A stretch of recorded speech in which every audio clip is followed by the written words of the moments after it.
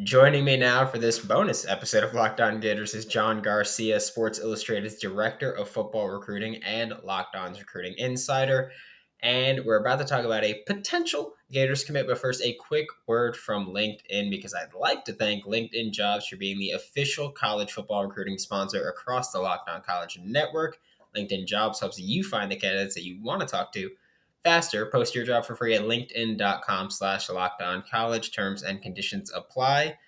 And even before talking about McLeod, I'd like to say I have not messed that up as often as I thought I would. I was so confident that every time I'd go check in lockedon.com or Yeah. linkedon.com. Luckily avoided that one.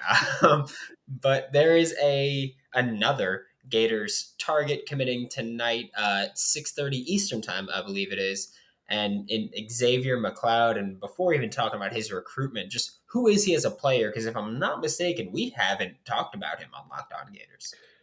That's correct. And it's a shame because he's a really great player. This is one of the more ferocious interior defensive line projections in the class of 2023. SI 99 recruit in that top 80 of our rankings and one of the top 5 or 6 interior defensive linemen in the entire class. Kind of like Kelby Collins in the fact that he plays a little bit outside, but also, of course, projects on the interior. And I think that's, again, a strong indicator of the type of athleticism that McLeod brings, despite being 275, 280 pounds, that he can play outside and on the edge just a little bit. But certainly when you project him forward, he will move inside great off the line of scrimmage. That first step is elite, especially relative to his size. He's really strong at the point of attack.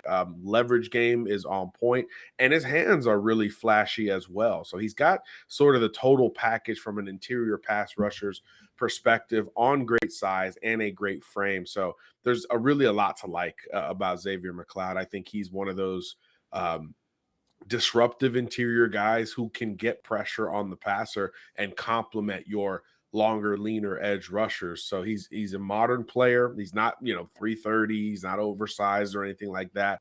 He's right in that ballpark that a lot of college coaches and NFL coaches for that matter really want on their roster, because you could play the run with great strength and technique, but you could also use that athleticism and first step to get after the passer. So that's kind of the dual threat nature of what McLeod does, and one of the ideal spots from a position projection standpoint in this modern era. Yeah, and depending on where you look, McLeod would be the seventh highest ranked commit because Blue Chip Billy does his thing. But at what point are we like, okay, like because he would be the fifth or sixth defensive lineman, depending on where you rank edges and D line. Right. At what point are we like, okay, enough's enough? Because we've talked about that incessantly with just stockpiling talent at positions. We saw it at receiver and DB, and now we're seeing it along the defensive line in the past couple of weeks. So, at what point are we like, okay, that's now we're comfortable with what we've got on this defensive line? Yeah, well, 2 things. I'm comfortable ranking edges with defensive linemen. I hate when people do it with linebackers because it's like you're Makes no downhill rushing the passer, yeah. most likely. You're not dropping into coverage and calling the defense. Anyway, that's just a little evaluator pet peeve of mine. So yeah, obviously there's a huge emphasis up front in the trenches, regardless of how you positionally rank these players or place them. And yeah, there's 6 right now if you include the edges for the Gators, but this is a clear point of emphasis for Billy Napier and company. It's about building from the inside out, and there's really not a cap to that. Obviously, there is some type of cap overall to the class, but all things even, you're going to take more defensive linemen if you can. Same thing on the offensive line. I think those numbers are going to be ideally 10 plus overall. You're bringing in at least 10 big bodies that are going to help you compete immediately or close to immediately in the SEC. So I don't think that number could be high enough in this regard. And again, the talent of McLeod, I think, kind of overcompensates for any margins that might be pushed from a numbers perspective. But yeah, we know Florida is in on plenty other big guys, right? Samuel Mpemba, Keon Keeley, obviously McLeod, Caden McDonald. I mean, there's a lot of prospects that are still considering UF in the trenches. So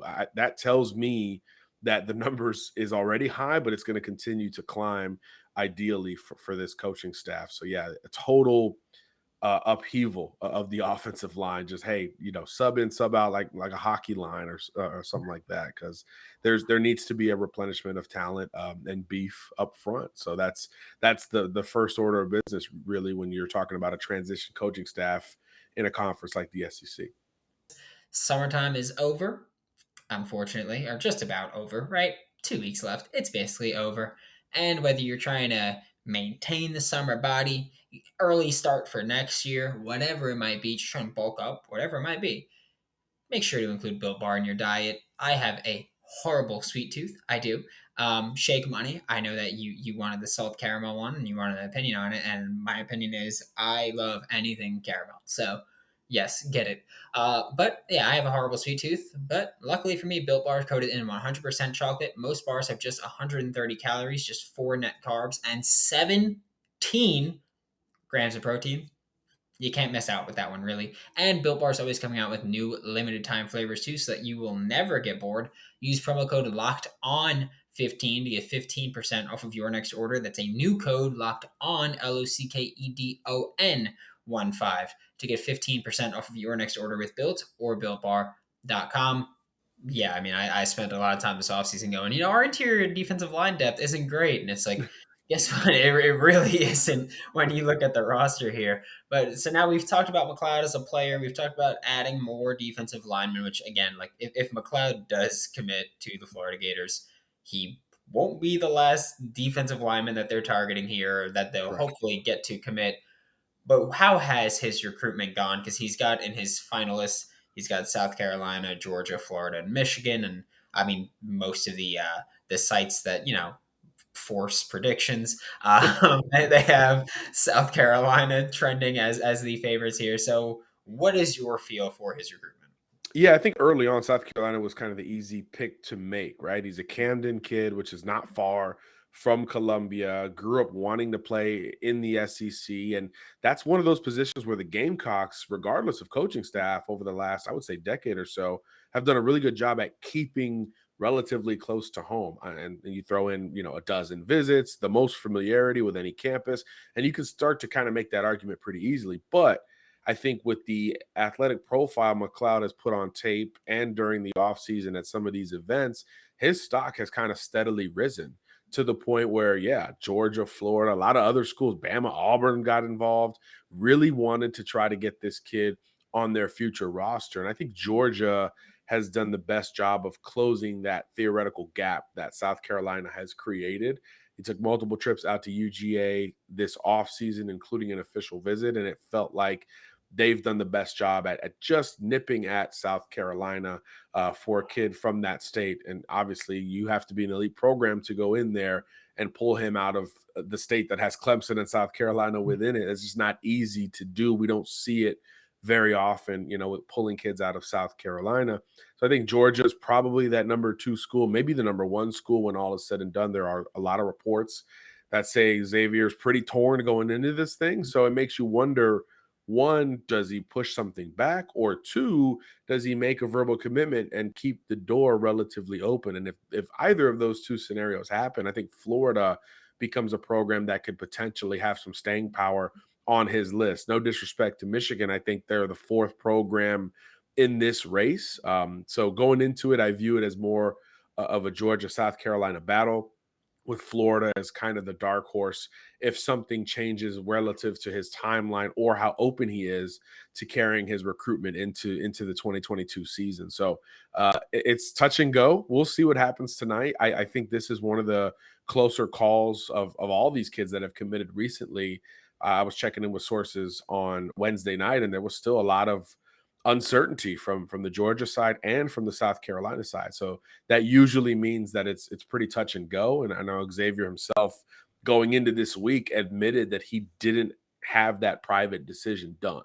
So there's still a lot of T's being crossed and I's being dotted between he and his family and his entire decision-making camp. So that could make for an interesting recruiting battle and commitment. And again, potentially a post-commitment recruitment. And I think his talent as a top 80 player in America warrants some consideration regardless of where he commits on Thursday night.